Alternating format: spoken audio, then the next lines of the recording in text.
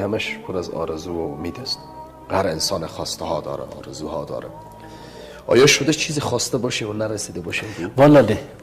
هر چی که از خدا خواستم به همون چیزی که خواستم رسیدم.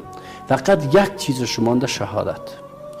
که از خداوند شهادت خواستم که انشالله اورم میرسه، وقتش بیاد خاطر رسیدش. بسیار. چون دیگه چیزی که خواستم، یعنی مسائل علمی میخواستم، دیگه خدمتگار اهل علم باشم که الحمدلله این شرف خدا برام نصیب کرد. دیگه تأهل، خانواده، الحمدلله وظیفه مقدس، همه و همه این لطف و احسان و فضل پروردگار جل جلاله. بسیار عالی.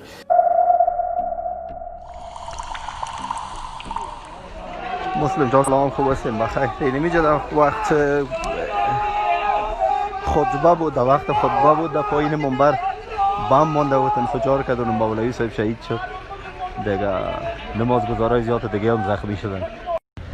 عکس مولوی صاحب نشر کو تا این بدبخت های حکومتی ببینن.